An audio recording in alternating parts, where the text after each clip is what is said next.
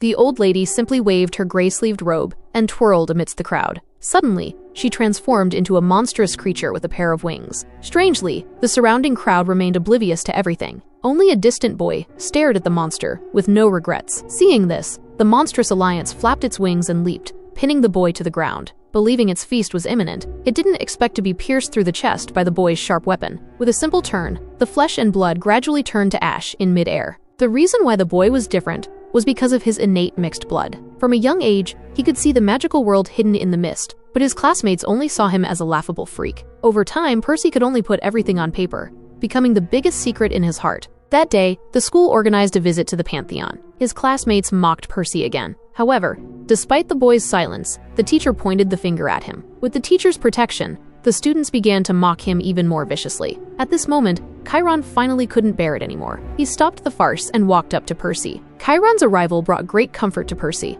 and then he pulled a mysterious pen from his pocket. However, although Chiron had temporarily solved Percy's trouble, at lunchtime, the girl started provoking him again. This time, Percy decided he wouldn't take it anymore and was about to fight back. Unexpectedly, with just a wave of his hands, he directly sent the girl flying into the pool. However, before Percy could figure out what was going on, the pen he had just received suddenly began to vibrate strangely. Then, a monster leaped from the crowd and pinned him to the ground. Fortunately, at the critical moment, the pen transformed into a sharp weapon and killed the monster, allowing Percy to escape. But what he didn't expect was that when he got up again, everything seemed to have never happened. Back home, Percy told his mother about his experience, but she didn't seem surprised at all. She even told him the secret of his demigod heritage. Percy was exceptionally excited, as he had always thought those monsters were merely products of his imagination. But now, he realized he was actually a demigod. Just then, Percy's companion, Grover, suddenly visited and said they were in danger again. Even more bizarrely, the boy's lower body had transformed into a pair of goat legs. However, with the situation being so urgent,